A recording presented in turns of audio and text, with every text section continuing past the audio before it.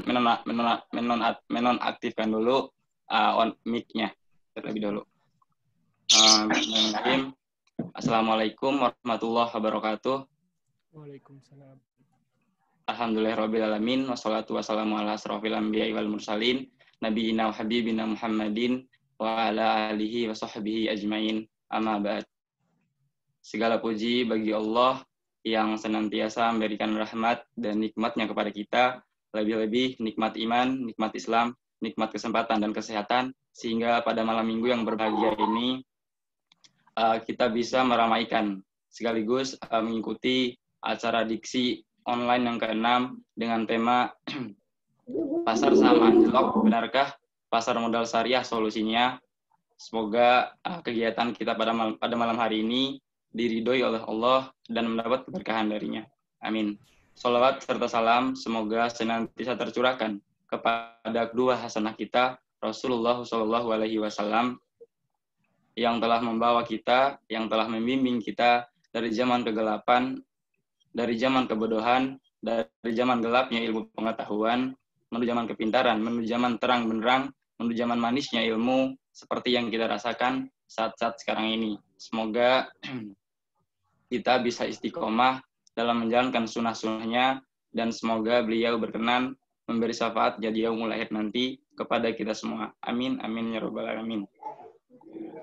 Langsung aja kita buka diksi online kita pada malam hari ini dengan membaca ta'awuz, basmalah, dan sholawat Nabi. Auzubillahi minasyaitonirrajim. Bismillahirrahmanirrahim. Allahumma sholli ala sayyidina Muhammad.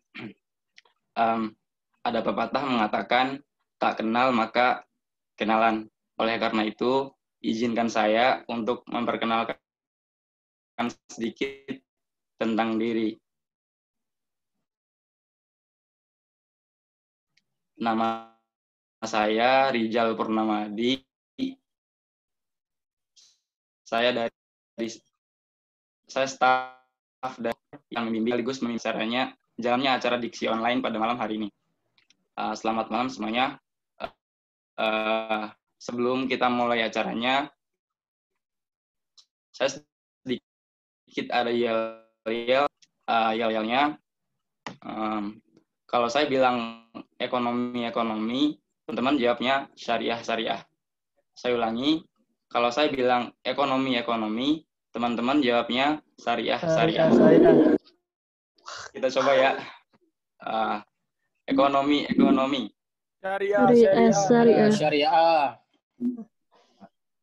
Ulangi sekali lagi. Ekonomi. Syariah. Oke, selanjutnya kalau saya bilang ekonom rebani, teman-teman jawabnya bisa gitu. Saya ulangi. Kalau saya bilang ekonom rebani, teman-teman jawabnya bisa. Ekonom rebani. Bisa. Ekonom rebani. Bisa. Oke, sekarang kita gabungin. Kalau dari awal yang sama yang kedua. Ekonomi. Syariah. Ekonomi. Syariah. Ekonom rebani. Bisa. Takbir. Allah. Semoga semangatnya bisa bertahan sampai akhir ya. Mungkin langsung aja kita mulai acaranya selanjutnya. Tapi sebelum itu, selanjutnya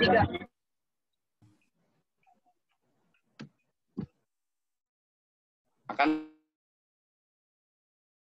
saya bacakan pembukaan acara oleh moderator, kemudian perkenalan moderator tadi udah kita lewatkan bersama. Selanjutnya adalah pembacaan tilawah, kemudian nanti juga ada menyanyikan lagu Indonesia Raya dan Mars Ekonom Rebani, kemudian ada sambutan ketua pelaksana, kemudian pembacaan peraturan diksi online, kemudian pemaparan CV pembicara, kemudian pemaparan materi, kemudian ada sesi tanya jawab, kemudian ada kesimpulan oleh moderator, kemudian ada closing statement oleh narasumber, kemudian ada penyerahan sertifikat dan bingkisan, dan juga ada kuis, kemudian ada doa penutup, dan penutupan oleh moderator. Langsung aja kita ke acara selanjutnya, yakni pembacaan tilawah yang akan dibacakan oleh Saudara Fani Julianto. Kepadanya dipersilakan. Bismillahirrahmanirrahim. Bismillahirrahmanirrahim. Surah Al-Imran ayat 159. Wabima rahmatin minallahi linta lahum walau kunta fazan gholizal qalbi lan faddu min hawlik wa'fu anhum wastaghfir lahum wasyawirhum fil amr fa idza azamta fatawakkal Allahul mutawakkilin. Shadaqallahul azim.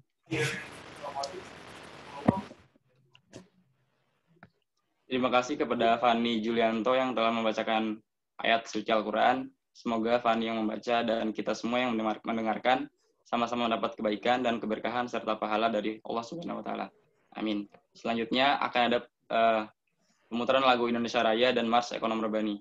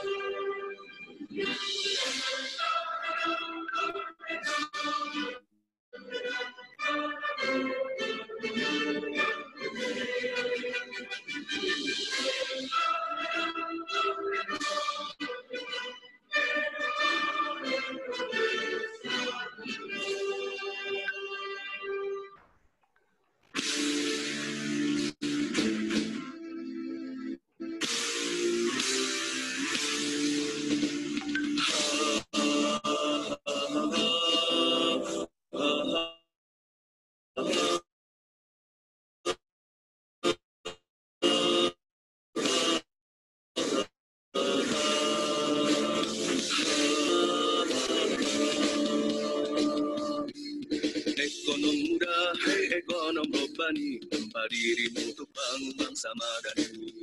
Ekonom cerdas, hei ekonom robbani, mari mandiri kembangkan potensi.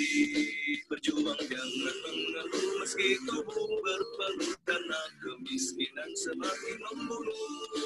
Bertransaksi hadir, tinggalkanlah tipu daya, yakinlah ekonomi Islam kan jaya. Yakinlah ekonomi Islam kan jaya. Bangkitlah, bangkitlah pemuda mulia, bersatu padu lintasikan peristiwa. Majulah ekonomi tadi bisa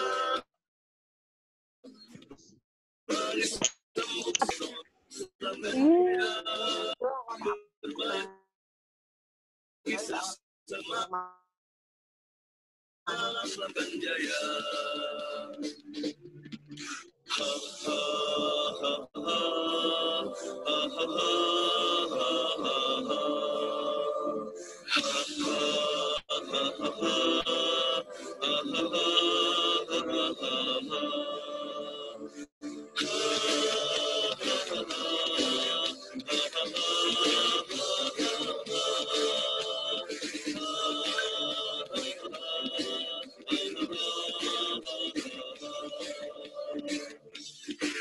Berjuang jangan mengeluh meski tubuh berpeluh karena kemiskinan semakin membunuh. Bertransaksi adil, tinggalkanlah tipu daya, yakinlah ekonomi Islam kan jaya. Yakinlah ekonomi Islam kan jaya.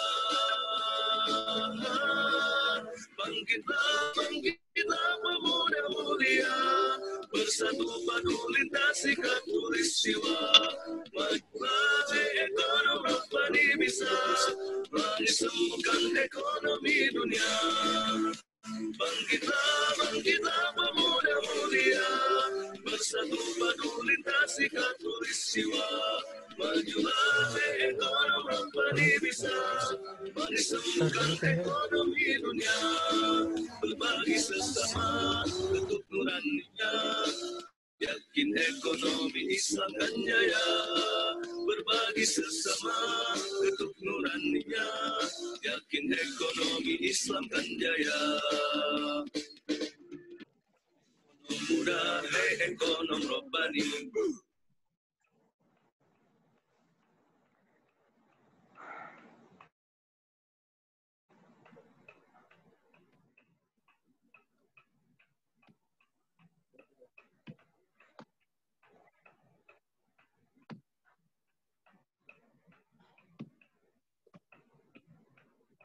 Selanjutnya akan ada sambutan dari Ketua Pelaksana Diksi pada malam hari ini kepada Saudara Said, dipersilakan. Ya. Terima kasih kepada Saudara Rizal yang sudah mempersilahkan untuk memberikan sambutan. Bismillahirrahmanirrahim. Alhamdulillah wa na'udzubillahi min syururi anfusina wa min sayyiati a'malina may yahdihillahu fala mudhillalah wa may yudlillahu fala hadiyalah. Asyhadu an la ilaha illallah wahdahu la syarika lahu wa asyhadu anna Muhammadan abduhu wa rasuluh. Allahumma shalli ala Muhammad wa ala ali Muhammad. Amma ba'd. Segala puji bagi Allah yang telah memberikan kita nikmat yang banyak gitu. Di antaranya nikmat iman, nikmat Islam, dan nikmat sehat walafiat sehingga kita bisa merasakan gitu yang namanya manisnya iman, manisnya Islam dalam berkumpul pada diskusi pada malam hari ini. Dan salawat serta salam semoga Allah curahkan kepada Nabi kita Nabi Muhammad SAW beserta para keluarganya, sahabat tabiin, atbi'ut tabiin.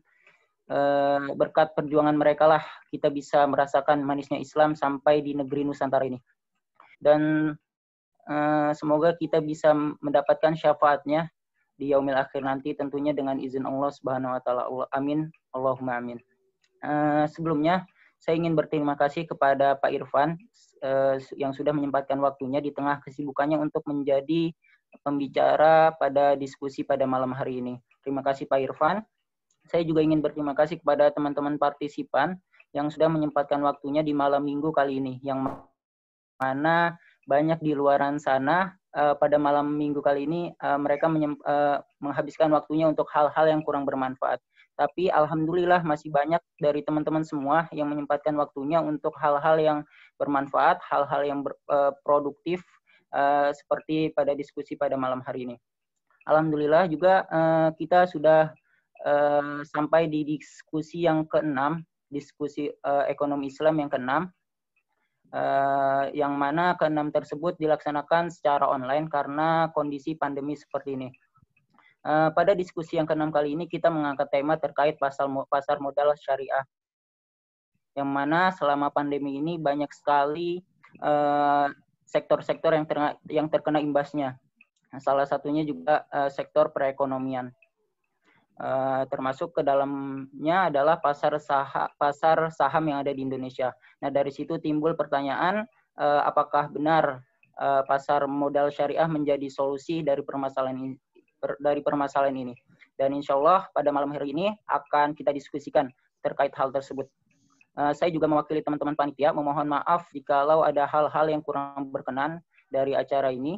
Jikalau teman-teman ada yang ingin memberikan kritik atau saran, teman-teman bisa memberikan langsung nanti di link evaluasi yang nantinya akan diberikan oleh teman-teman panitia. Saya juga mengajak teman-teman semua untuk memperbaharui niat kita dalam mengikuti diskusi pada malam hari ini untuk mencari ridho Allah Subhanahu wa taala, untuk mencari ilmu, untuk mengangkat kebodohan dari diri kita. Bukan hanya untuk mencari sertifikat atau niat-niat yang kurang baik yang lainnya gitu. Mungkin itu saja yang bisa saya sampaikan. Kurang lebihnya mohon maaf. Assalamualaikum warahmatullahi wabarakatuh. Waalaikumsalam warahmatullahi wabarakatuh. Masya Allah, terima kasih kepada Saudara Said atas sambutan. Selanjutnya, agar acara diksi kita pada malam hari ini berjalan sebagaimana mestinya, akan saya bacakan peraturan diksi online. Yang pertama, download aplikasi Zoom Cloud Meeting di perangkat masing-masing. Kemudian peserta masuk ke room Zoom dengan mengklik link di bawah ini, atau masuk menggunakan ID beserta password berikut. Bisa teman-teman lihat di monitor dan layarnya masing-masing. Kemudian bagi peserta Ikhwan, dihimbau untuk mengaktifkan fitur video, dan bagi peserta Akhwat, wajib menonaktifkan fitur video. Saat pemaparan materi, seluruh peserta diharapkan memute suara. Jika mempunyai pertanyaan, peserta dapat open mic atau berbicara langsung ketika sesi tanya jawab dimulai. Penanya memperkenalkan nama dan instansi terlebih dahulu. Di akhir acara akan dikirimkan link evaluasi via room chat. Sertifikat sudah terlampir setelah mengisi link evaluasi. Peraturan ini dibuat, diharapkan peserta dapat memahami setiap poin yang ada demi terciptanya acara yang kondusif. Terima kasih. Selanjutnya akan saya bacakan CV dari pembicara kita pada malam hari ini.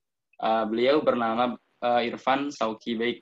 Sekarang beliau menjabat di Direktur Pendistribusian dan Pendayagunaan Bajnas. Untuk organisasi dan pekerjaan mungkin teman-teman bisa baca sendiri di layar dan monitornya masing-masing.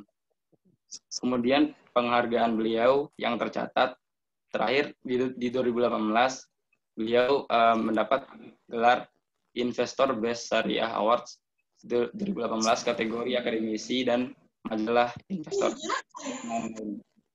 Mungkin biar lebih cepat juga, saya akan kepada beliau untuk memulai diskusi kita pada malam hari ini. Kepada Pak Irfan, waktu dan tempat dipersilakan. Baik, terima kasih. Bismillahirrahmanirrahim. Assalamualaikum warahmatullahi wabarakatuh. Waalaikumsalam warahmatullahi wabarakatuh. Alhamdulillahillazi arsala rasulahu bil huda wa dinil haq yuzhirahu 'ala dini kullihi wa kafa billahi syahida. Asyhadu an la ilaha illallah wahdahu la syarikalah wa asyhadu anna Muhammadan abduhu wa rasuluhu la nabiyya ba'da amma ba'd. Teman-teman mahasiswa yang dirahmati Allah Subhanahu wa taala, dalam kesempatan kajian malam ini saya akan membahas terkait dengan menakar potensi pasar modal syariah di Indonesia.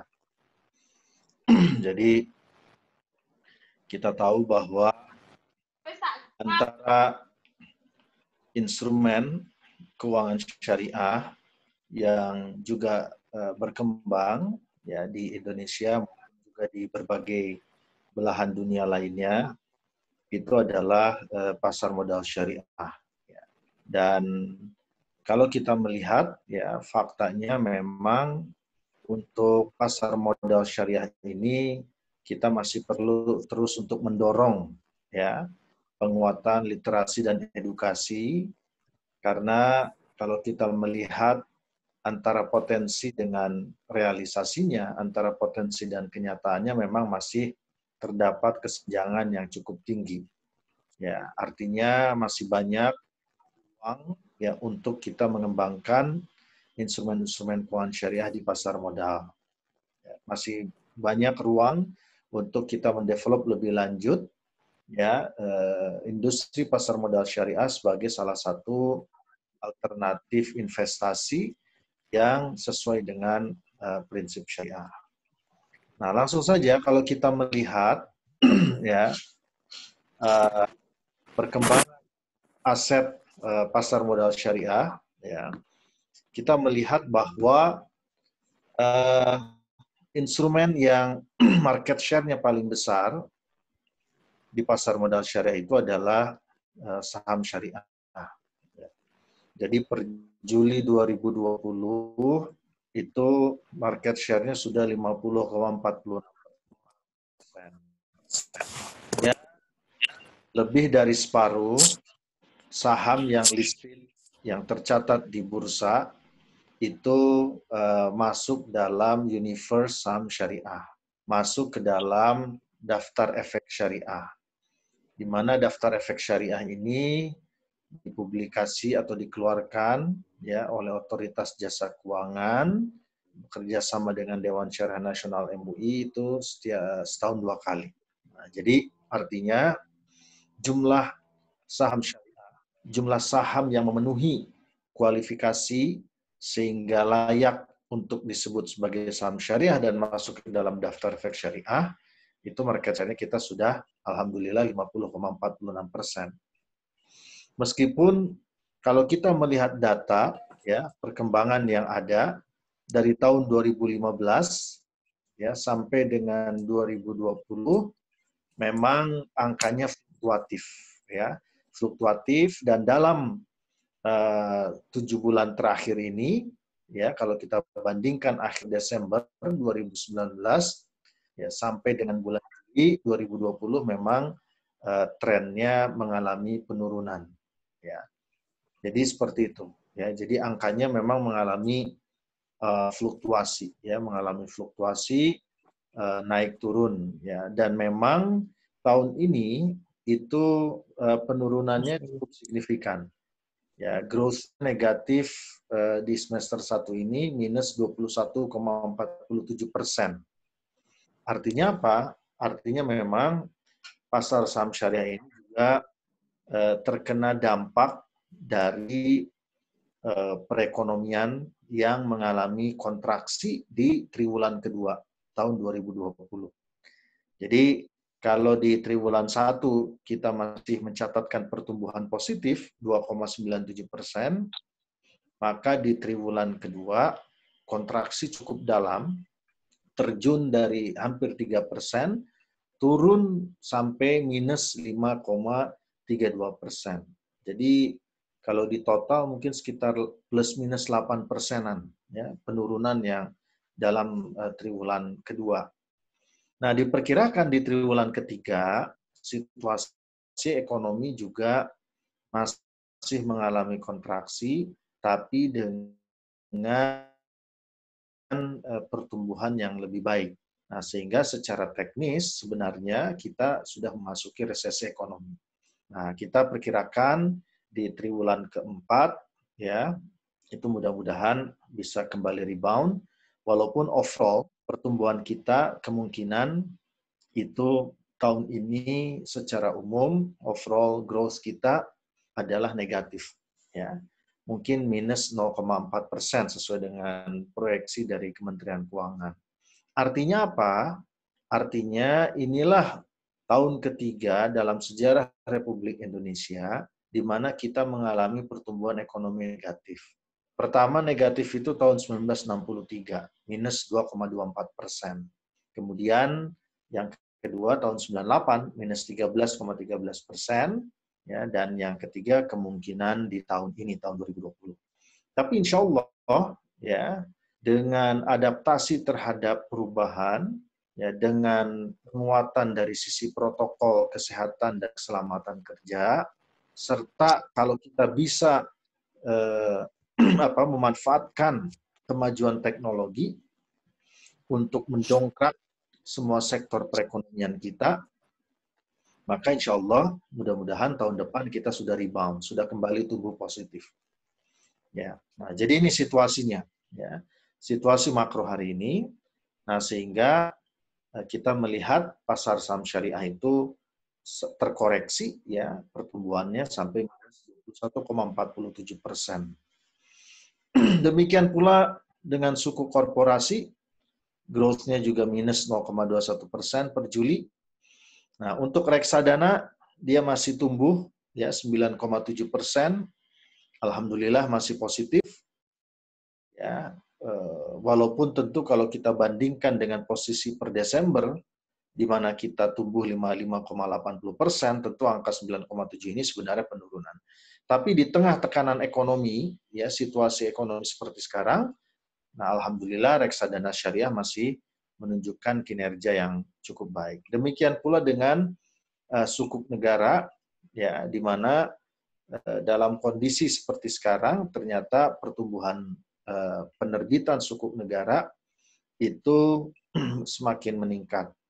Ya tentu ini didasarkan pada fakta bahwa negara kita memang memerlukan lebih banyak dana, ya, terutama pemerintah, yang dana ini dipakai antara lain untuk menanggulangi dampak dari pandemi COVID-19. Nah, jadi seperti itu. Nah, overall market share dari sukuk negara terhadap obligasi konvensional secara keseluruhan itu sudah hampir 1/5. Kalau reksadana ya terhadap seluruh industri reksadana itu sudah hampir 1/9. Nah, jadi ini adalah situasi dan kondisi dari sisi aset. Nah, bagaimana dengan dari sisi market cap, market capitalization atau kapitalisasi pasar? Memang kalau kita melihat angka-angka yang ada, ya, terutama dari sisi growth, ya memang kapitalisasi pasar di HSG, ya indeks harga saham gabungan, itu memang menunjukkan pertumbuhan yang negatif ya. Jadi turun dari 6.200 triliun ya, dari 6.299,54 basis point turun ke 5.000. Ya, dan bahkan di bulan Maret kalau teman-teman ingat itu bahkan sempat turun sampai di bawah 4.000, hampir menembus 3.000. Ya, 3.000. Jadi memang posisi IHSG ya, kalau kita lihat secara umum memang mengalami penurunan. Demikian pula kapitalisasi pasarnya juga mengalami penurunan. Ya, 2019 ke Juli 2020 itu turun sebesar 19,78%. Ya, demikian pula dengan outstanding obligasi dan suku korporasi itu juga secara growth turun 6,44%. Nah, untuk obligasi negara dan sukuk negara ya itu mengalami peningkatan ini ya. Kemudian NAB reksadana nilai aktiva bersih dari reksadana juga terkoreksi 8,7%, turun ya. Dan dari sisi jumlah memang mengalami kenaikan 1,56%. Nah, ini kondisinya ya, kondisi yang kita lihat hari ini. Nah, bagaimana dengan jumlah saham syariah? Kalau kita perhatikan ya, dalam 6 tahun terakhir atau 7 tahun terakhir ini memang dari sisi jumlah itu mengalami ya peningkatan. Mengalami peningkatan. Ya, walaupun tentu ada saham yang keluar masuk dari daftar efek syariah. Ya. Jadi kita tahu satu saham itu jarang yang stay.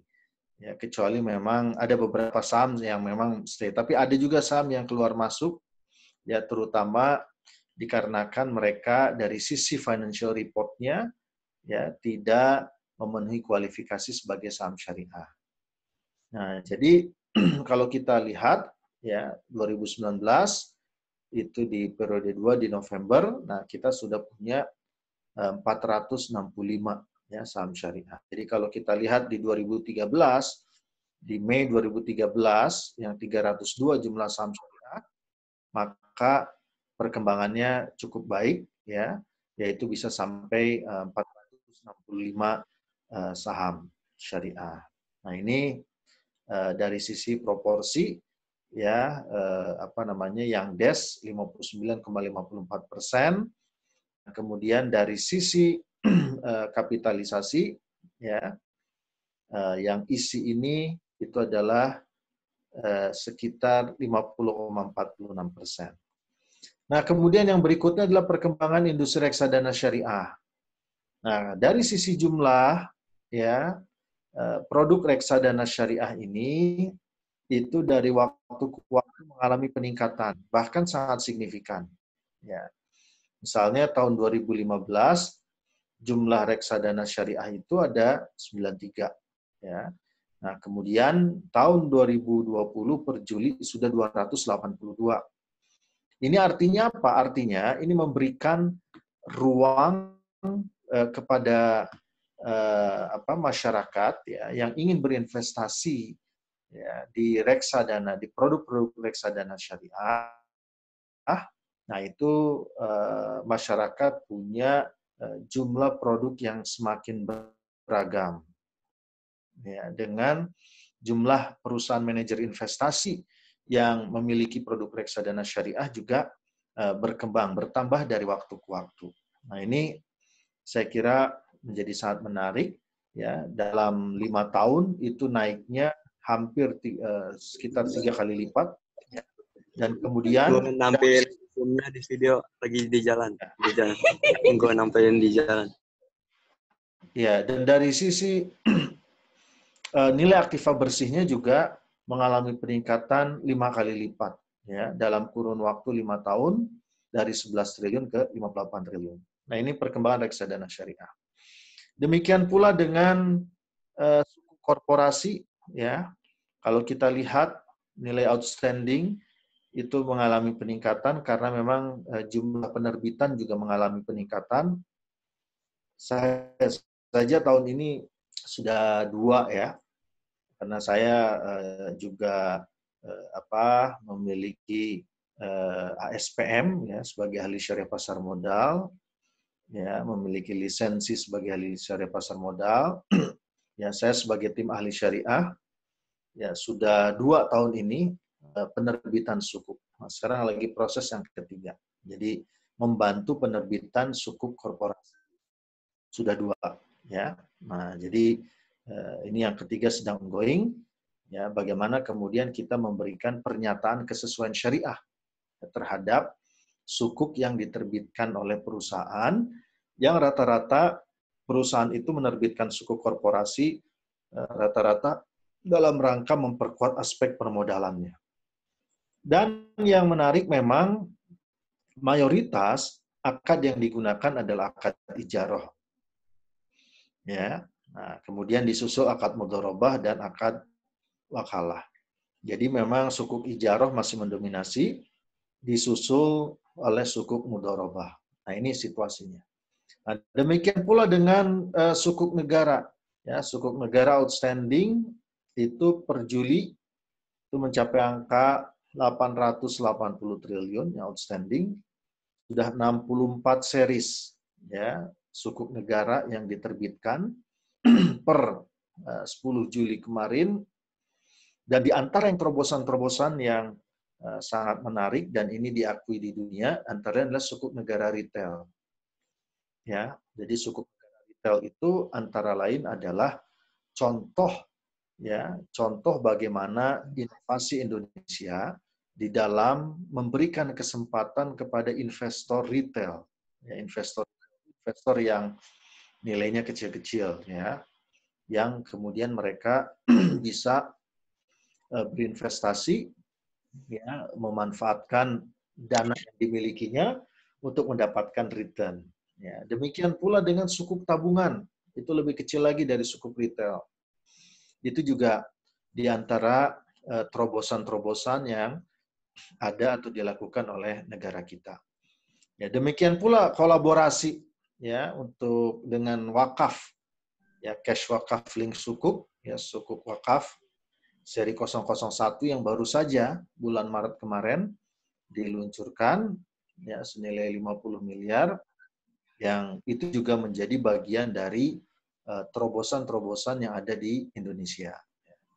Nah, sekarang problemnya adalah bahwa ternyata seperti yang saya katakan di awal, kenapa kita belum optimal melihat potensi yang sangat besar?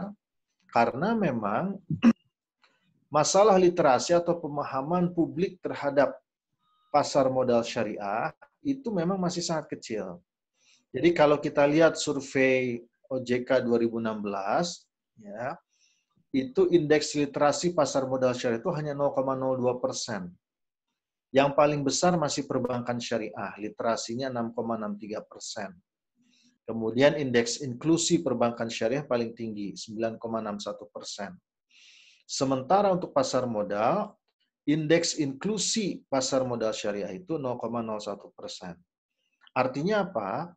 Artinya pemahaman masyarakat terhadap pasar modal syariah, terhadap semua produk keuangan syariah di pasar modal, terhadap saham syariah, terhadap sukuk, ya, terhadap reksadana syariah, ya, masih rendah. Ya, bahkan jauh lebih rendah dibandingkan dengan perbankan. Jadi ini merupakan challenge, ya. Challenge buat kita, PR, ya, untuk bagaimana kemudian ya kita meyakinkan publik bahwa di antara instrumen investasi, ya, dan saya sarankan memang kalau masuk ke pasar modal ini lebih baik untuk long term investment. Jadi long term investment. Jadi kalau kita lihat data reksadana syariah yang masih tumbuh positif itu karena banyak manajer investasi, ya, yang memiliki produk syariah yang orientasinya itu pada long term investment. Sehingga meskipun ada tekanan dari sisi kondisi perekonomian, ya, itu mereka fundamental investasinya itu kuat, begitu. Karena dia sifatnya long term. Jadi artinya apa? Artinya kita tidak hanya mengambil capital gain dalam jangka waktu yang sangat pendek, short term. Ya, nah, jadi buat teman-teman, ya, adik-adik mahasiswa berinvestasi di pasar modal, saran saya memang jangan terlalu tergoda dengan short term capital gain, karena di situ tentu ada expose resiko yang cukup besar, ya, bisa dapat gain banyak tapi bisa juga loss, gitu ya. Ya tentu namanya investasi bisa gain, tapi esensi dari investasinya nggak dapat, ya. Nah justru kalau kita masuk ke pasar modal, beli saham, ya misalnya beli saham syariah, kita ingin memastikan bahwa fundamental dari perusahaan, dari emiten tersebut, ya, itu memang betul-betul kuat. Nah, karena itu visi kita di dalam investasi memang sebaiknya untuk investasi di capital market ini, ya kita arahkan, kita dorong untuk long term investment. Ya, kalaupun misalnya ada short term investment, ya bisa lewat reksadana. Ya, reksadana walaupun sebenarnya juga untuk long term, ya. Jadi memang kita dorong. Dan dari sisi return memang returnnya itu lebih tinggi daripada kita naruh uang deposito, ya, deposito perbankan misalnya. Nah, itu lebih tinggi return yang kita dapatkan dari investasi di capital market ini. Nah, jadi ini PR kita, ya. Bagaimana literasi dan inklusi ini, ya, bisa kita tingkatkan, ya, karena ini adalah PR besar dari kita. Nah, sekarang apa yang harus kita lakukan? Ya, bahwa memang situasinya capital market kita lagi under pressure hari ini. Tetapi under pressure, tadi indikatornya kan banyak yang negatif, ya. Ya, bukan berarti kemudian tidak ada ruang untuk bagaimana kita berinvestasi, ya. Karena di satu sisi ada perusahaan-perusahaan yang terpukul gara-gara situasi ekonomi hari ini, tapi juga di sisi lain kita melihat ada perusahaan-perusahaan yang juga tetap survive bahkan berkembang. Nah, kalau kita lihat data BPS, meskipun kita kontraksi 5,32%, pertumbuhan kita negatif di triwulan kedua, tetapi ada 3 sektor yang menjadi sumber pertumbuhan positif. Nah, yang pertama itu adalah sektor infokom, informasi dan komunikasi. Dengan kata lain, ini adalah IT-based industry, ya. Kemudian yang kedua adalah pertanian, kehutanan dan perikanan, ya, karena ini kaitannya dengan kebutuhan dasar, ya, perkembangan agribisnis dan sebagainya. Nah, ini juga menjadi menjadi penyangga dari ekonomi kita. Demikian pula waktu krisis 98, bahkan hanya pertanian saja yang tumbuhnya positif. Sementara sektor lain negatif, begitu. Nah, cuman bedanya situasi 98 dengan sekarang adalah situasi hari ini lebih berat, ya. Karena apa? Karena kita mengalami double shock, ya. Kita mengalami double shock. Dari sisi demand kita terpukul. Masyarakat daya beli mengalami penurunan yang luar biasa, ya, bahkan sampai hampir 400 triliun kehilangan daya beli, ya, selama periode 7 Maret sampai dengan Juni, ya, menurut data Bappenas. Nah, kemudian dari sisi supply, kalau 98 itu korporasi besar yang banyak terkena. Tapi kalau hari ini bukan hanya korporasi besar, UMKM pun juga banyak yang berjatuhan. Padahal 98 UMKM masih bisa survive. Jadi walaupun dia minus, tapi bisa rebound, ya, dalam waktu 2 tahun bisa kembali bangkit. Begitu. Nah, sekarang UMKM juga kena. Makanya situasinya memang sangat berat. Tapi tadi, ya, online marketing, e-commerce, ya, itu semua berkembang. Sektor pertanian juga berkembang. Ya, artinya dia masih menjadi sumber positif terhadap pertumbuhan ekonomi kita. Nah, ini saya kira menjadi modal, dan yang ketiga adalah real estate yang masih kontribusinya positif. Nah, ini tentu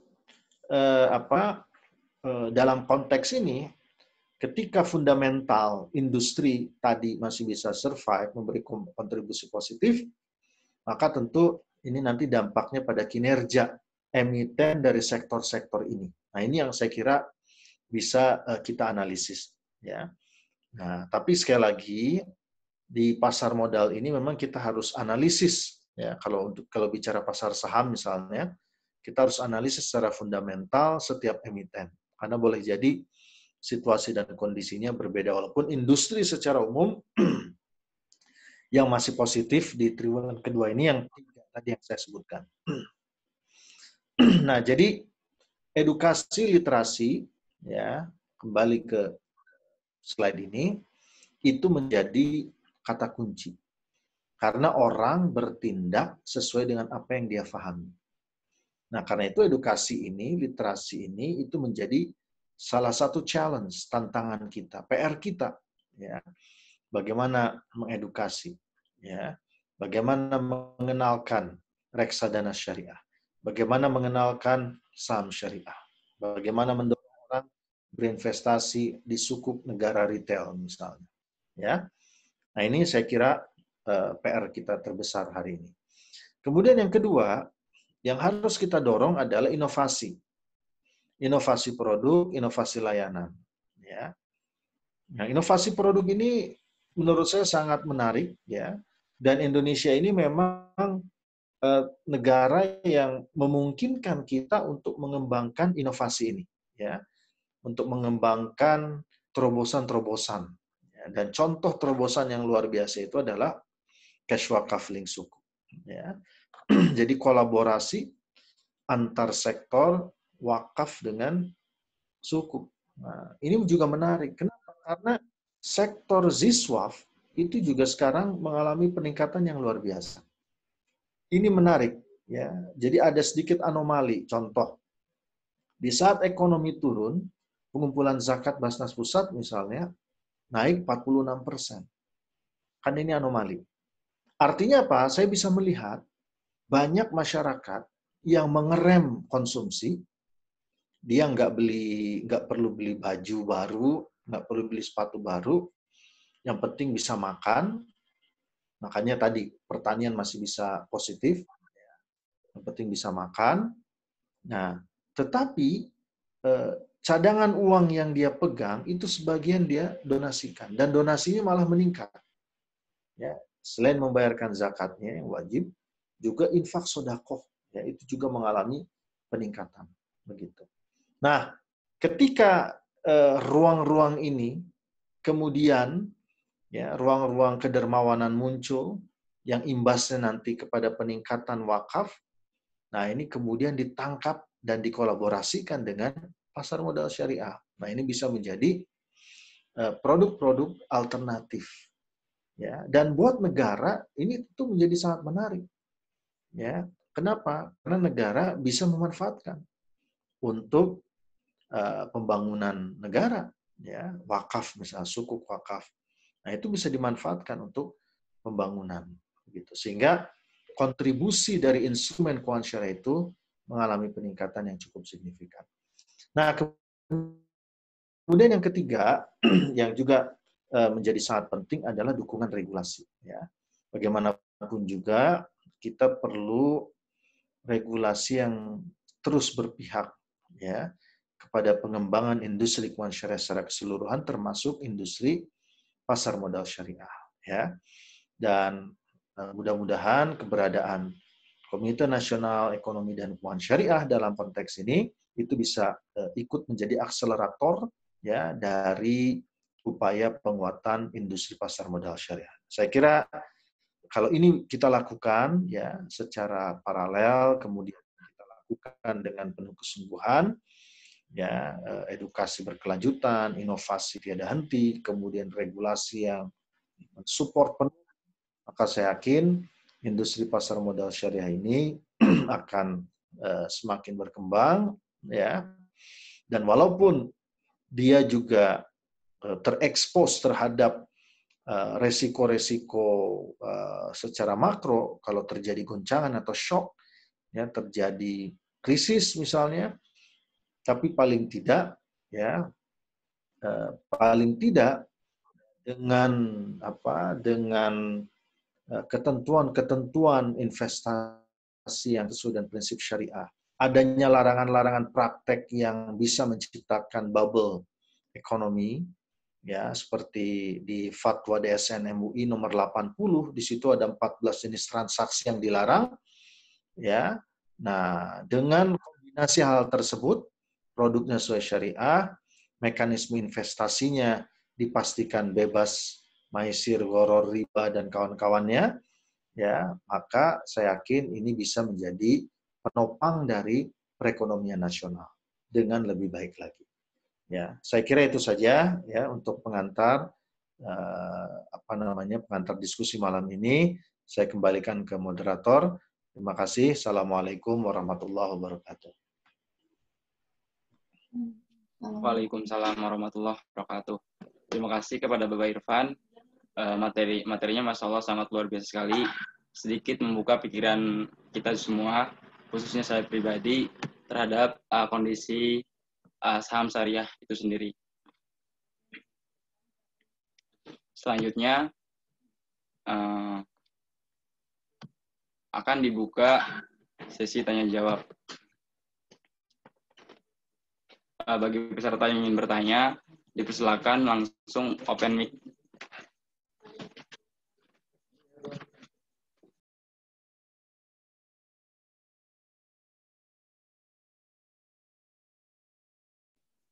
Ya, saya tekanin lagi untuk pertanyaannya. Formatnya pertama memperkenalkan nama terlebih dahulu, kemudian instansinya, dan terakhir pertanyaannya. Kemudian pertanyaan tidak mengandung unsur sara dan menjatuhkan penjawab. Buat teman-teman yang ingin bertanya, dipersilakan. Dimulai dari sekarang.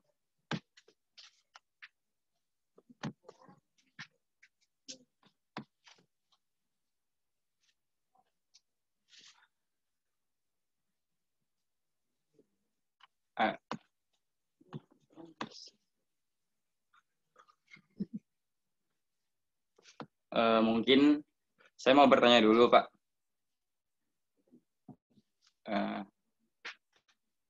Suara saya masuk nggak?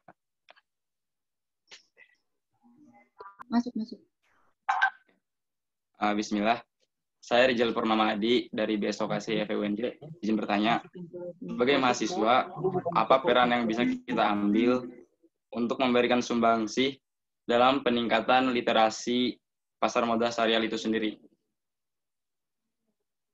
Itu, Pak. Saya jawab ya. Ya, jadi peran sebagai mahasiswa itu banyak ya. Nah, yang paling penting adalah ikut membantu mensosialisasikan. Dan dalam sosialisasi ini, biasanya yang paling mendasar itu adalah ketika orang bertanya mengenai aspek kesyariahan dari pasar modal. Nah, ini perlu dijelaskan ya, supaya jangan mudah mengatakan wah ini udah masuk syariah begitu. Nah, jadi itu perlu kita jelaskan ya. Misalnya dijelaskan apa kriteria saham syariah ya. Kemudian akad-akad yang digunakan. Nah, kemudian ada berapa fatwa misalnya ya. Nah, itu lebih dari 20 fatwa yang sudah dikeluarkan oleh Dewan Syariah Nasional ya terkait dengan investasi syariah dan pasar modal. Nah, artinya apa? Artinya praktek-praktek investasi syariah di pasar modal itu adalah praktek-praktek yang memang sudah diselaraskan dengan fatwa-fatwa DSN. Ya, pengawasannya juga berlapis. Itu. Misalnya contoh, kalau kita investasi ya, investasi kan bisa macam-macam. Bisa dari reksadana syariah, berarti kita investasi lewat manajer investasi. Bisa juga langsung, ya, langsung jual beli saham, gitu, lewat Syariah Online Trading System atau SOTS. Nah, SOTS itu memfasilitasi, ya, SOTS itu memfasilitasi masyarakat yang ingin melaksanakan kegiatan transaksi, ya, jual beli secara langsung. Nah, kalau sudah SOTS syariah, ya, udah Syariah Online Trading System, itu ada 18 sekarang ya, ada 18 perusahaan. Nah, kalau kita investasinya lewat 18 Syariah Online Trading System ini, ya, nah, kalau kita mau menjual saham yang tidak ada dalam kepemilikan kita, itu dia akan tertolak by system. Atau dia ingin membeli saham bank konvensional, nah itu nggak bisa melakukan transaksi itu. Kenapa? Karena itu kan adalah yang syariah online trading system. Nah, jadi ada pop-up gitu ya. Jadi kalau mau melakukan transaksi yang nggak sesuai, dia akan langsung tertolak, rejected begitu. Nah, sehingga ini perlu kita sosialisasikan sehingga kalau orang mau investasi secara syariah, baik dia investasi langsung, ya, buka account sendiri, ya, lewat tadi online trading system yang syariah, maupun dia investasinya misalnya lewat produk reksadana syariah, ya, via manajer investasi. Nah, semua bisnis proses yang dilakukan itu sesuai dengan syariah. Nah, ini perlu disampaikan kepada masyarakat, ya. Nah, sehingga kemudian masyarakat menjadi makin teryakinkan bahwa apa yang dilakukan, ya, investasi di capital market yang syariah ini memang bukan asal-asalan, bukan sekedar pakai nama syariah, ya, tapi juga memang dia sesuai dengan syariah. Nah, jadi begitu. Ya, tapi kalau investasinya tidak lewat online trading system, SOTS yang syariah online trading system, ya orang bisa saja berinvestasi beli saham apapun dan bisa mengembang mekanisme transaksinya bisa apa saja gitu. Nah, tapi kalau yang syariah dia terbatasi, terikat oleh ketentuan syariah dan itu juga diawasi oleh otoritas jasa keuangan, ya. Nah, jadi ini kita perlu edukasi terus, ya, ya, kepada masyarakat, ya, bahwa investasi saham syariah, investasi di pasar modal syariah dengan semua produk-produknya, kalau sudah membawa nama syariah itu insya Allah dia sesuai gitu ya dengan ketentuan yang ada. Nah, kalau ternyata dalam prakteknya ada hal yang tidak sesuai, maka dia bisa laporkan gitu ya. Nah, itu pasti akan ada tindakan kalau ada pelanggaran-pelanggaran terhadap ketentuan syariah ya. Dan saya kira perusahaan-perusahaan sekuritas atau manajer investasi ya itu atau bank custodian misalnya ya itu nggak akan berani ya melakukan hal yang melanggar ya. Karena apa? Karena dia ada resiko di sana karena industri keuangan itu kan highly regulated industry sehingga dia berhadapan dengan resiko kalau dia melanggar hukum. Ada resiko hukum, ada resiko reputasi, reputasinya bisa rusak gitu ya. Nah, kemudian ada bisa menimbulkan ketidakpercayaan publik dan sebagainya. Jadi prinsipnya teman-teman mahasiswa ya bisa ikut terlibat mensosialisasikan ya kepada masyarakat dan juga bisa mulai latihan belajar berinvestasi secara syariah ya. Sehingga nanti kalau teman-teman mahasiswa sudah lulus semuanya, bekerja, berbisnis atau menjadi apapun ya selama halal dan kemudian Allah berikan kelebihan rezeki untuk bisa diinvestasikan, ya maka mudah-mudahan pilihan-pilihan investasi itu adalah pilihan-pilihan yang sesuai syariah. Dan sekarang ini kalau mau berinvestasi secara syariah itu di sektor keuangan kita sudah punya beragam produk yang sangat luar biasa banyak. Nah, tinggal mana yang memenuhi kebutuhan kita, kebutuhan investasi kita. Jadi investasi itu bukan asal, tapi dia punya tujuan. Ya, ini tujuannya untuk apa? Ya, untuk long term investment, untuk long term saving misalnya. Nah, itu berarti dipilih mana produk-produk sesuai dengan kebutuhan kita. Gitu. Ya, nah jadi silakan mahasiswa bisa punya peran banyak di situ. Ya, terima kasih.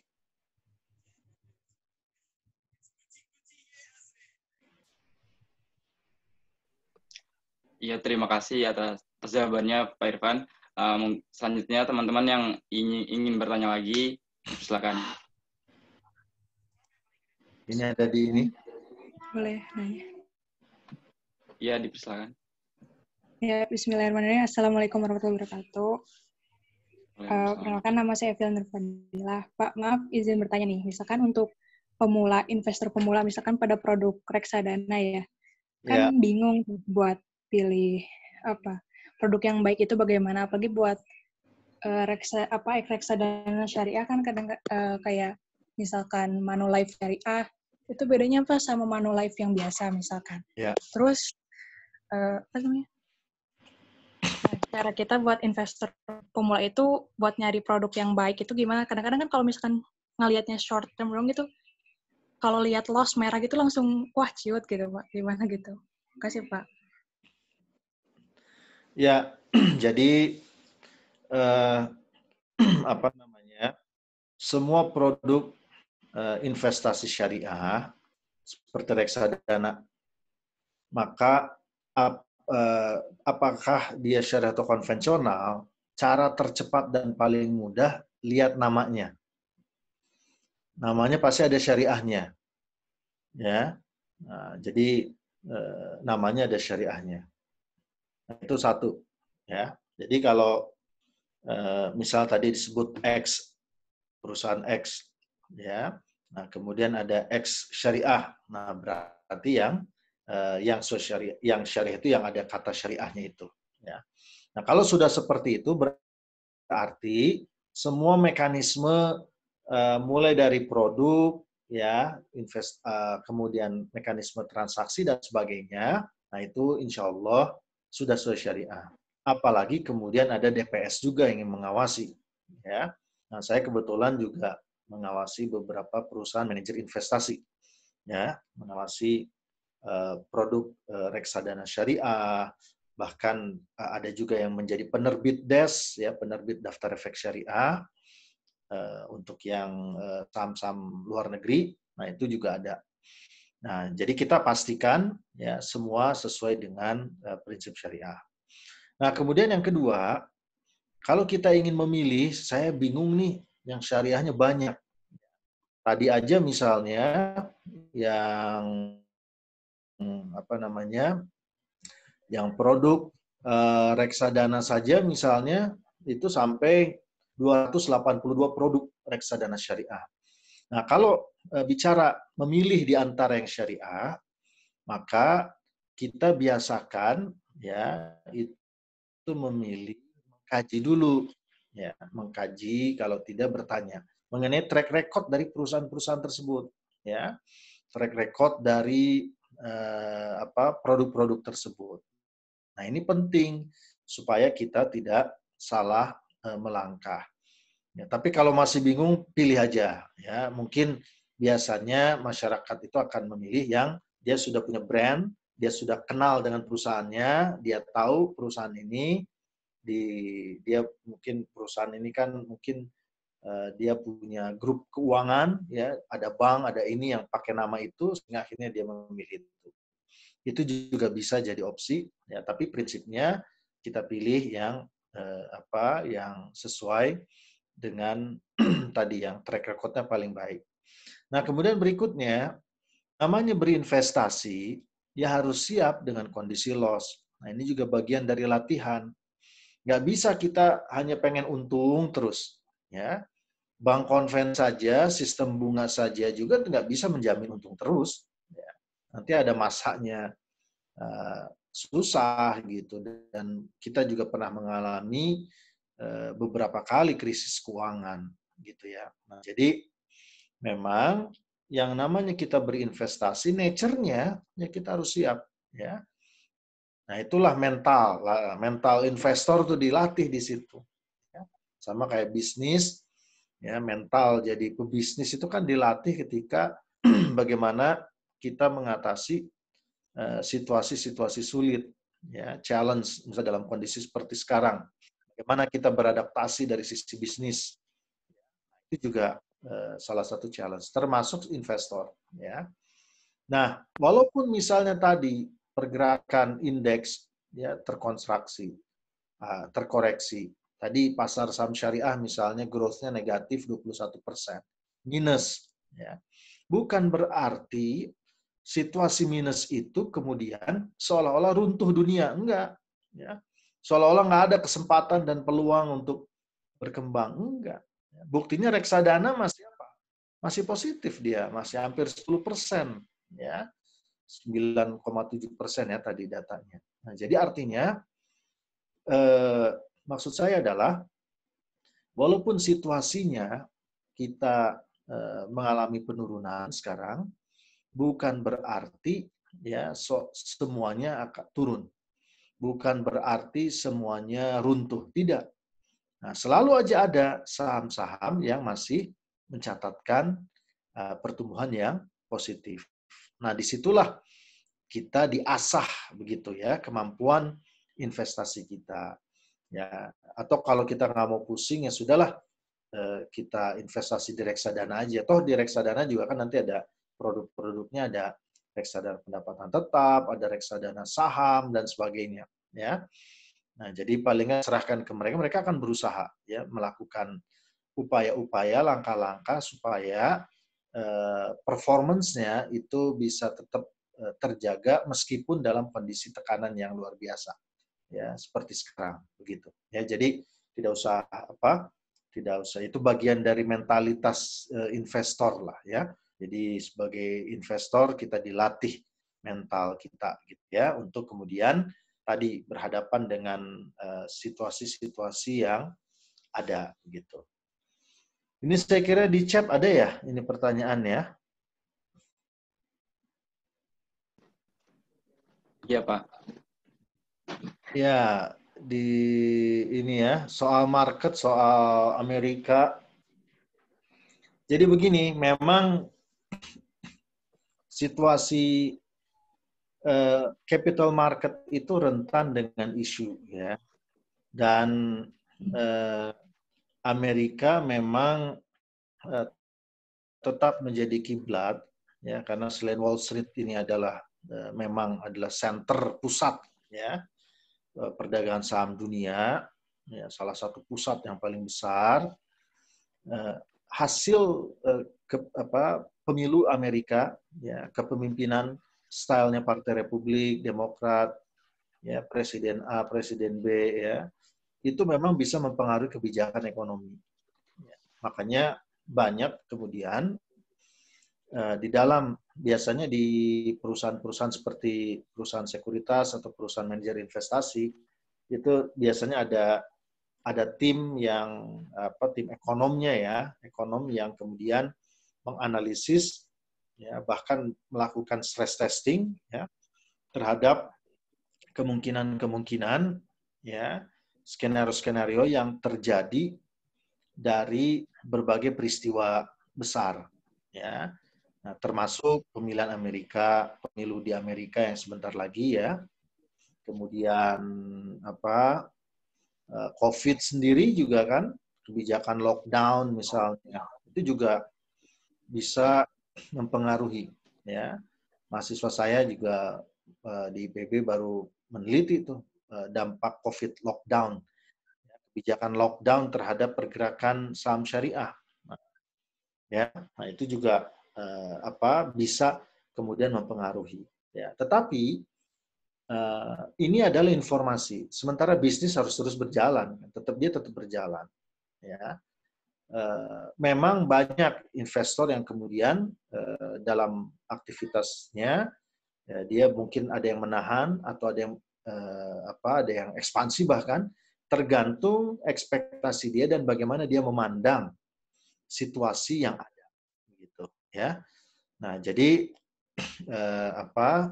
menurut saya ya, meskipun nanti hasil pemilu dia akan bisa memberikan pengaruh ya, tetapi kalau fundamental dari emiten, dari industri itu kuat ya, perusahaan-perusahaan yang listed di bursa ya, emiten-emiten itu fundamental bisnisnya kuat dan kita berinvestasi sesuai dengan kondisi fundamental dari perusahaan-perusahaan tersebut ya, maka apapun faktor eksternal, kalau fundamentalnya kuat, maka dia akan bisa bertahan.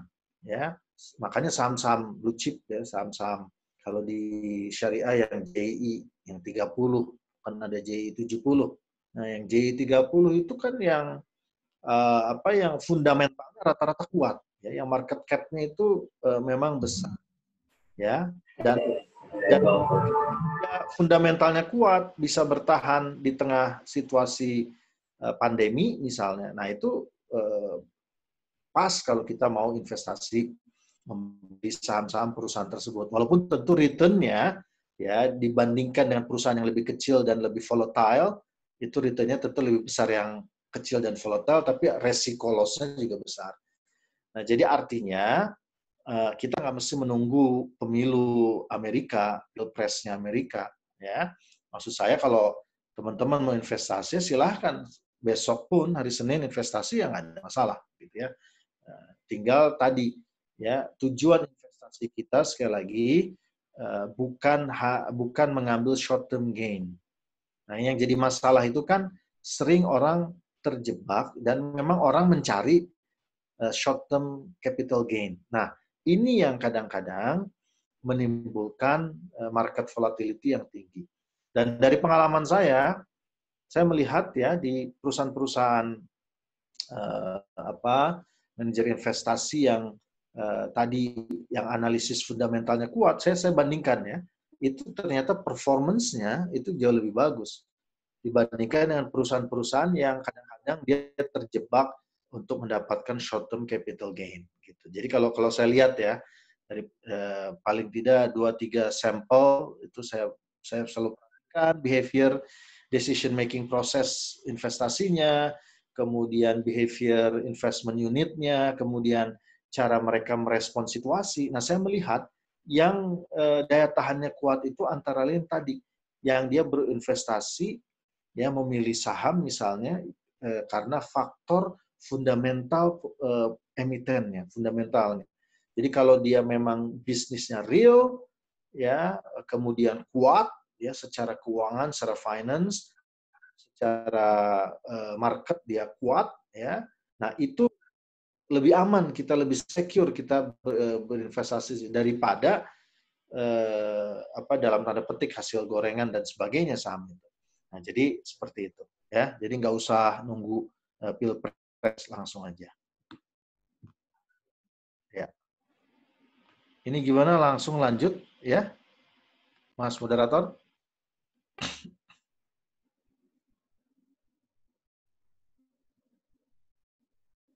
Ya, lanjut ya, Mas Rizal. Nah, berikutnya yang pertanyaan apa lagi nih?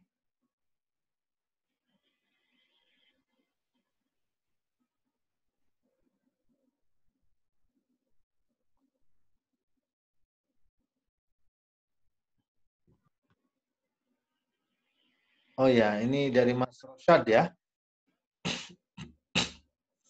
Wacana merger 3 bank syariah. Jadi kita lihat saja ya. Memang di antara apa yang sudah listed itu antara lain BRI Syariah ya. BRI Syariah itu sahamnya sudah diperjualbelikan di bursa. Dan kalau misalnya BRI Syariah nanti dengan BSM ya, dan juga BNI Syariah itu akan merger yang anak-anak BUMN, ya kita lihatlah ya bagaimana prosesnya. Ya mekanisme kan pasti tentu kalau sudah listed itu kan dia ada mekanisme ya kalau ingin di merger ya. Ingin di merger, apalagi di situ diberi batas waktu sampai Februari ya di rencana awal.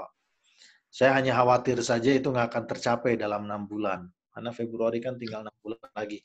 Ya, saya cuman khawatir ya itu belum bisa terrealisasi karena memang juga langkah-langkah upaya merger bank-bank tersebut juga saya kira perlu didorong ya kalau memang serius di Februari ya tentu perlu ada percepatan dari merger bank syariah itu supaya target di Februari 2021 bisa terpenuhi. Ya tentu ada plus minus ya, ada plus minus. Memang tantangannya adalah bagaimana kemudian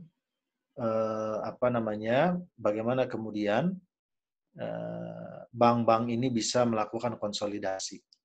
Ya, konsolidasi apalagi kalau merger seperti ini kan berarti dia punya induknya banyak jadinya ya. Induknya kalau BSM selama ini induknya Mandiri, sekarang kalau di merger nah berarti dia punya induknya lebih dari satu. Nah, itu juga challenge tuh bagaimana konsolidasi sistem SDM ya, kemudian juga positioning gitu ya. Karena kadang-kadang di lapangan itu anak sama induk bisa rebutan nasabah, bisa rebutan market gitu ya di lapangan. Nah, ini yang saya kira di antara PR karena kalau salah di dalam melangkah malah merugikan. Tapi di sisi lain kalau proses konsolidasinya bagus ya, standarnya rata-rata 2 tahun ya proses konsolidasi. Kalau itu bisa bagus ya kita akan punya bank syariah yang kuat gitu. Yang kuat, yang dari sisi permodalan mudah-mudahan nanti jadi buku 4 ya. Nah, sehingga dia bisa bisa langsung kuat ya karena bersatu. Kalau bersatu kan tentu dia akan kuat. Sehingga nanti diharapkan ini bisa mendongkrak market. Walaupun di 2 tahun pertama di saat konsolidasi itu market share tidak otomatis nambah karena kan ini merger dari existing bank. Ya lain kalau dia konversi. Kalau konversi pasti dia akan menaikkan market share gitu. Tapi kalau merger ya berarti dia kan dari existing, tidak otomatis langsung nambah. Tapi kalau sudah kuat ya maka dia bisa mengakselerasi dan kita harapkan market share-nya juga bisa naik gitu ya. Nah, jadi kalau dampak ya tentu kalau kita bisa kelola dengan baik proses mergernya, ya tentu ini akan bisa memberikan dampak positif gitu ya terhadap saham-saham bank syariah yang ada. Memang kalau melihat kondisi kan kita sekarang mungkin 2 atau 3 aja emiten yang bank syariah ya. Jadi memang masih ini.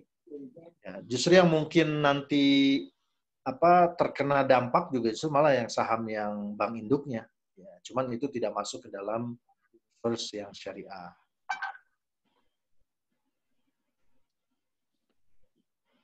Untuk pertanyaan selanjutnya, saya izin bacain ya Pak.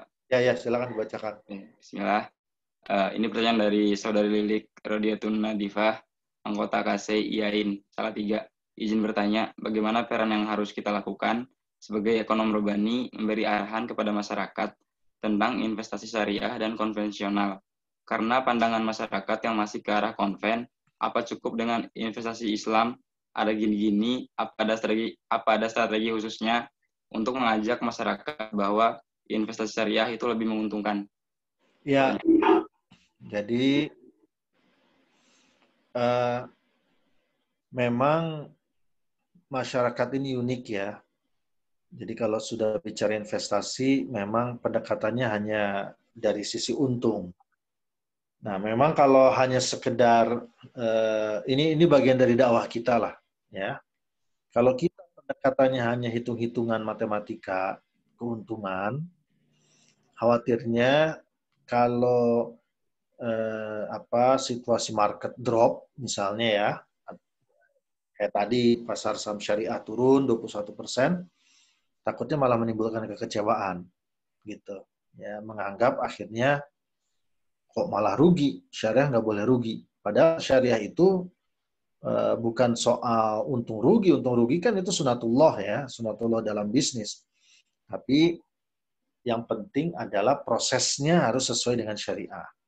Nah, saya kira memang bagaimana kita challenge-nya sekarang mengkombinasikan pemahaman ini ya, bahwa penting buat kita bersyariah secara ekonomi. Ya, karena apa? Karena ini adalah sesuatu yang akan dimintakan pertanggungjawaban di hadapan Allah. Kan di antara hal yang akan dimintakan pertanggungjawaban itu adalah min aina iktasabahu, ya, bagaimana cara mendapatkan harta, ya, wa fima nafaqu, dan kemana cara membelanjakan harta. Nah, artinya kalau mau lulus masuk surga ya pertanggungjawaban itu penting. Karena itu cara mendapatkan harta menjadi sangat penting. Kan di antara cara mendapatkan harta itu melalui investasi.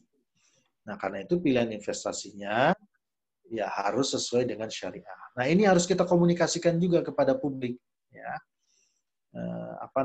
Ini penting, fundamental ya. Apalagi kesadaran religius masyarakat sekarang makin naik loh ya.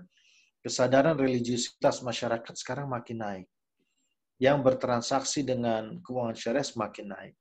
Nah, apakah mereka semata-mata hanya pertimbangan profit and loss? Kan tidak, ya.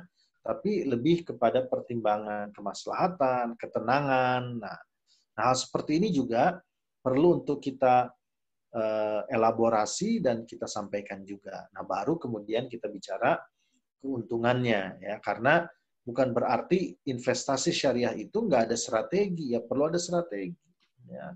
Dalam memilih saham misalnya, kalau kita punya uang 100 rupiah, 100 itu kita belikan saham apa saja. Nah, itu kan juga bagian dari apa? Strategi. Ya. Nah, jadi ini yang perlu kita jelaskan kepada publik. Jadi yang fundamentalnya adalah bahwa ini peluang terhadap adanya peluang untuk mendapatkan keuntungan secara halal. Ya, jadi halal profit kira-kira begitu. Ya, sama kayak gini lah. Kalau bunga misalnya ngasih keuntungan 5% bunga. Bagi hasil ngasih keuntungan 5%. Ya. Ya, kenapa milih bunga kan? Lebih baik milih bagi hasil. Jelas 5%-nya memberikan apa? Keuntungan yang halal. Nah, jadi hal seperti ini yang saya kira perlu untuk terus kita kampanyekan ya, tentang urgensi kenapa kita harus bermuamalah yang benar.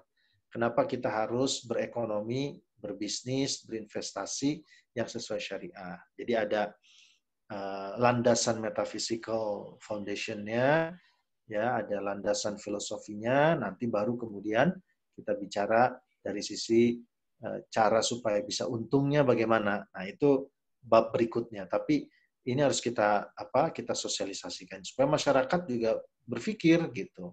Dan tidak mesti langsung berubah semua 100%, semua kan ada proses, ada tahapan gitu ya. Nah, saya melihat memang tahapan-tahapan ini yang perlu untuk terus kita dorong supaya masyarakat secara bertahap, tapi pasti ya mereka kemudian beralih kepada investasi syariah. Ada juga yang orang ngitung-ngitung terus gitu ya. Nah, itu juga kita jelaskan saja ya.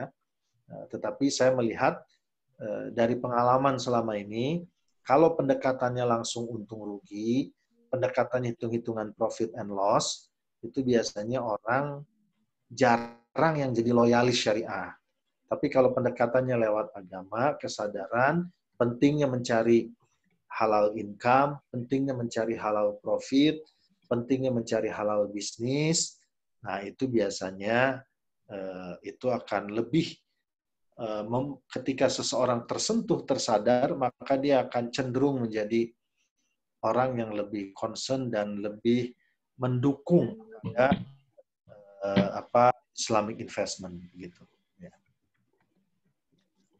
Saya kira terakhir aja ya, satu lagi.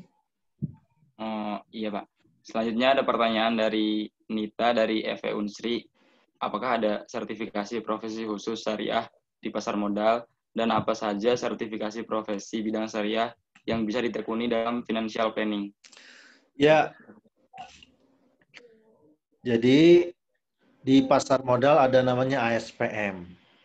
ASPM itu adalah namanya ahli syariah pasar modal. Lisensi saya ASPM nomor 22. Gitu. Nah, sekarang sudah 70 bulan atau 80 gitu ya. Jadi kalau teman-teman ingin punya lisensi syariah pasar modal, maka harus lulus pendidikan terlebih dahulu ya, yang diselenggarakan oleh Teach Me. Ya, Teach Me itu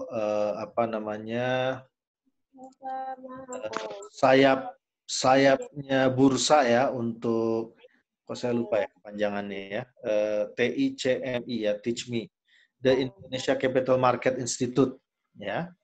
Nah, itu yang memang menyelenggarakan pendidikan, tapi nanti ada ujiannya oleh DSN. Nah, baru yang lulus ya setelah beres pendidikan profesinya, kemudian lulus ujiannya ya. Nah, baru dia bisa mendapatkan sertifikasi ASPM. Nah, ini khusus yang pasar modal. Kalau untuk pengawas syariah secara keseluruhan, itu di DSN MUI itu ada LSP, Lembaga Sertifikasi Profesi. Nah, LSP DSN MUI ini yang mengeluarkan sertifikat pengawas syariah. Di sertifikat kompetensi pengawas syariah, nah itu dikeluarkan oleh LSP. Nah, itu ada ujiannya, ya. Terus nanti ada biasanya ikut pelatihannya dulu, ya, pendidikannya dulu. Nah, kemudian nanti ada ujiannya. Nah, kalau lulus ujian, ya ujian sertifikasi, maka dia bisa mendapatkan sertifikat pengawas syariah. Nah, kalau misalnya sudah mendapatkan sertifikat pengawas syariah, maka dia dianggap memiliki kompetensi ya untuk melakukan pengawasan syariah. Nah, pengawasan syariah ini bisa nanti dipakai di industri keuangan, gitu ya, industri keuangan syariah.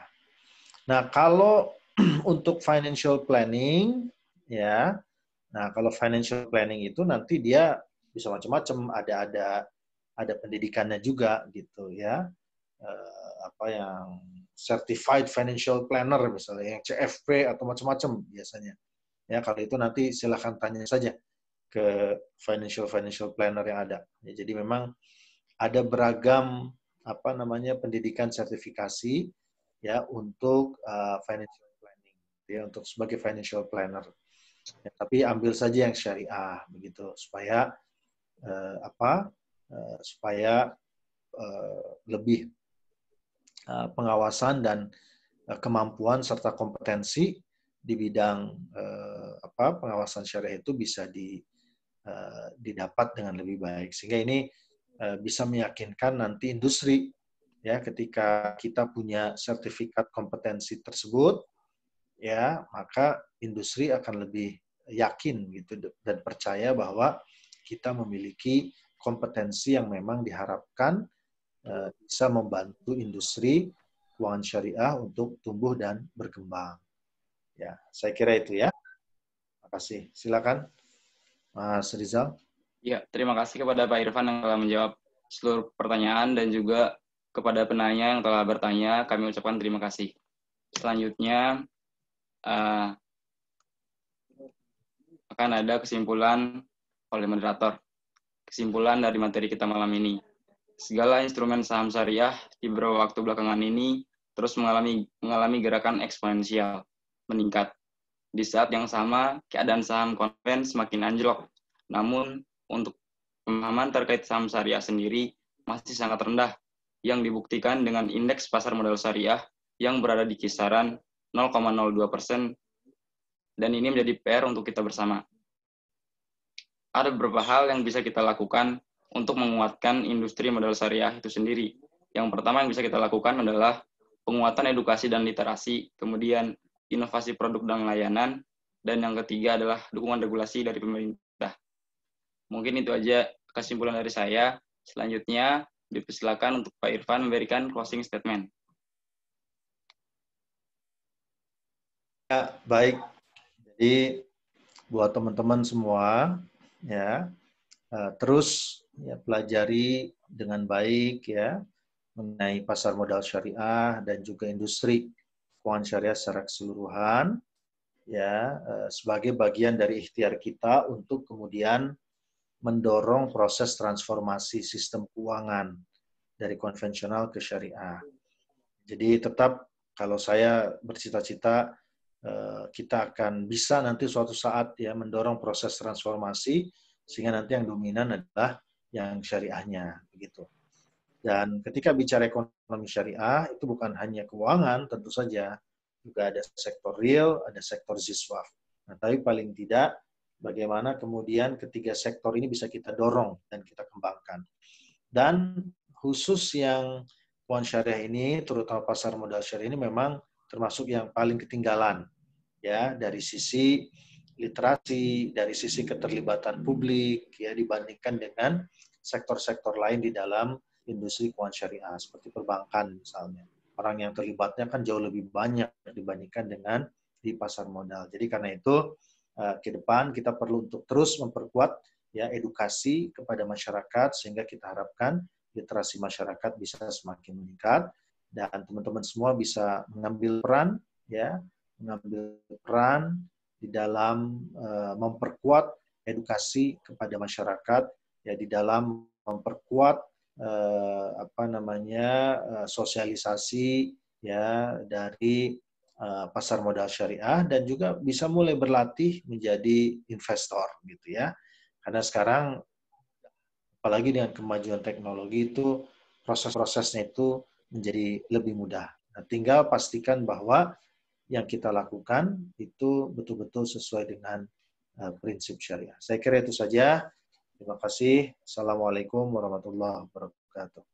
Waalaikumsalam warahmatullahi wabarakatuh. Sekali lagi saya mengucapkan terima kasih kepada Pak Irfan atas materinya malam ini.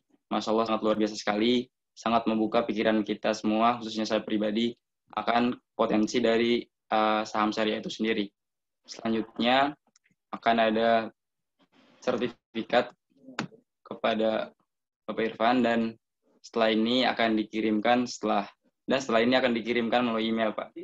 Okay. Dan juga ada bingkisan dari kita panitia kepada pembicara malam ini berupa karikatur. Terima kasih, Pak. Wah, bagus karikaturnya. Lebih mudah ya. Iya. Ya, makasih ya. Ya, sama-sama, Pak. Ya, selanjutnya peserta diharapkan untuk tidak live dulu karena kita bakal ada kuis dan kuisnya berhadiah. Kalau saya sudah bisa live ya? Ya, silakan Pak. Terima kasih banyak Pak. Banyak semua. Ya, nanti yang slide-nya lewat sekretaris saya ya di panitia. Oke, makasih. Terima kasih Pak. Terima kasih banyak Bapak. Terima kasih. Assalamualaikum. Waalaikumsalam. Oke, saya akan jelasin rules kuisnya. Jadi kuisnya akan ada satu pertanyaan dari saya.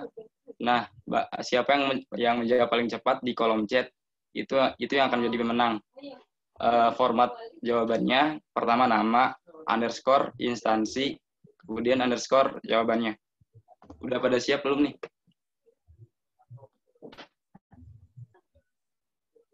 Contohin dulu ya formatnya, diketik di chat. Siap. Kalau misal saya tanya nih, kapan Indonesia merdeka? 17 Agustus. Ya.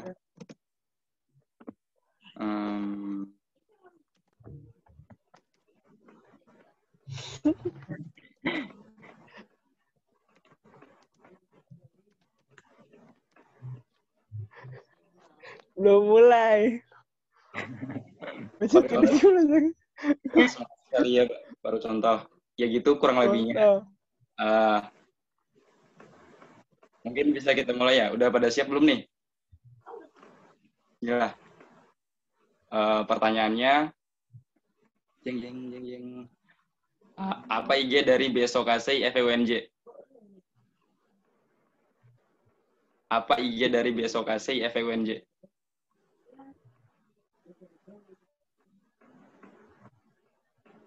Kelas.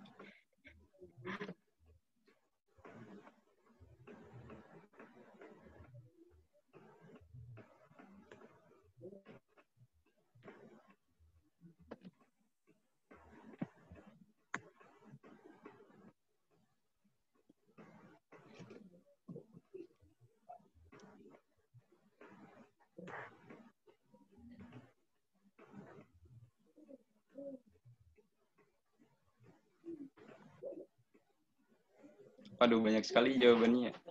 Bentar ya. Para pemburu giveaway nih cepet banget ketiknya. Masya Allah.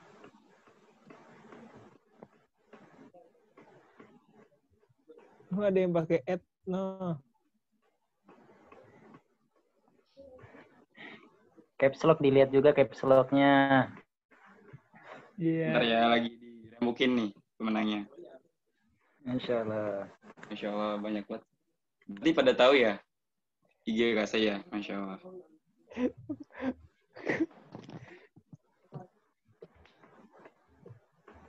Kamu kelas ituan. Ke cyber guys.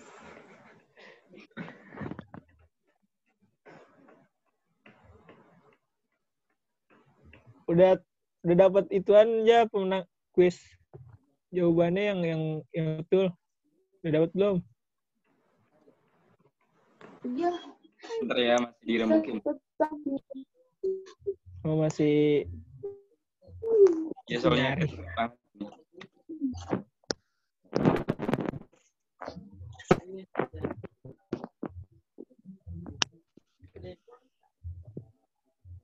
iya, pemenangnya sudah didapat. Barakallahu wa innalillah kepada nickname atas nama Hanifah Ayu Rahmawati.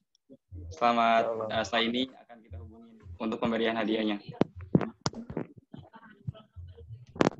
Terima kasih kepada yang udah ikut kuis. Kalau mau ikut selanjutnya, stay tune terus diksi-diksi selanjutnya, karena bakal ada kuis juga. Oke, selanjutnya kita ke acara selanjutnya. Ini sebelum kita menutup, akan ada doa penutup dari Saudara Said Maulana. Kepadanya dipersilakan. Bismillahirrahmanirrahim. Assalamualaikum warahmatullahi wabarakatuh. Waalaikumsalam warahmatullahi wabarakatuh. Bismillahirrahmanirrahim. Alhamdulillahirabbil alamin wassalatu wassalamu ala nabiyyina Muhammadin sallallahu alaihi wasallam. يا حي يا قيوم برحمتك أستغيث أصلح لي شأني كله ولا تكلني إلى نفسي طرفة عين ربنا ظلمنا أنفسنا وإن لم تغفر لنا وترحمنا لنكونن من الخاسرين ربنا ظلمنا أنفسنا وإن لم تغفر لنا وترحمنا لنكونن من الخاسرين ربنا لا تزغ قلوبنا بعد إذ هديتنا وهب لنا من لدنك رحمة إنك أنت الوهاب ربنا هب لنا من أزواجنا وذرياتنا قرة أعين واجعلنا للمتقين إماما ربي اغفر لي ولوالدي وللمؤمنين يوم يقوم الحساب اللهم إنا نعوذ بك من البرص والجنون والجذام ومن شيء الأسقام ونعوذ بك من وباء الكورونا اللهم إنا نعوذ بك من البرص والجنون والجذام ومن شيء الأسقام ونعوذ بك من وباء الكورونا ربنا آتنا في الدنيا حسنة وفي الآخرة حسنة وقنا عذاب النار وصلى الله على نبينا محمد صلى الله عليه وسلم والحمد لله رب العالمين. Assalamualaikum warahmatullahi wabarakatuh. Waalaikumsalam warahmatullahi wabarakatuh. Terima kasih kepada Saudara Said. Selanjutnya akan ada pengisian link evaluasi. Kepada teman-teman partisipan diharapkan untuk mengisi link evaluasi. Harapannya kritik dan saran dari teman-teman bisa membangun kita untuk membuat diksi yang lebih baik lagi ke depannya. Dan link evaluasi juga sudah terlampir sertifikat. Linknya juga sudah dikirim ke room chatnya. Jangan lupa diisi ya. Jangan lupa diisi.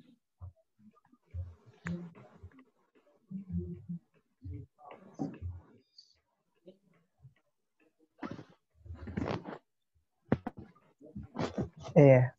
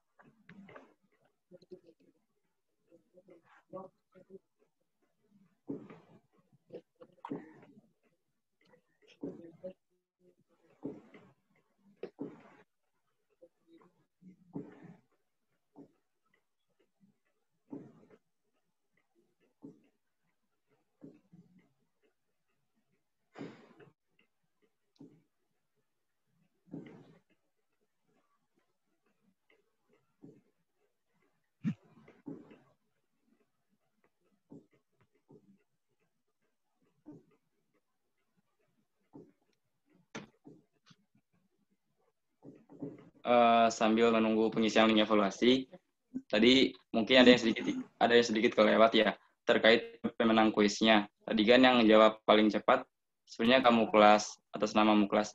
Cuman tadi setelah di cross check lagi itu nama IG-nya di caps lock, sedangkan di IG-nya KC itu hurufnya kecil semua. Jadi pertimbangan kita kenapa akhirnya memilih jawaban yang kedua gitu, karena sesuai dengan yang di IG-nya.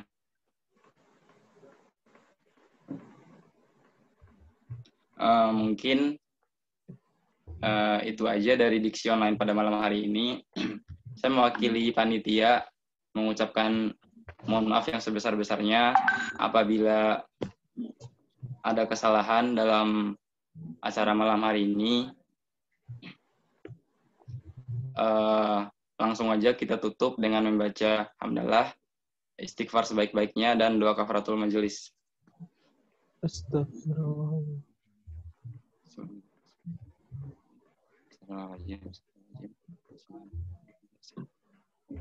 Subhanaka rabbil. Wassalamualaikum warahmatullahi wabarakatuh. Waalaikumsalam warahmatullahi wabarakatuh.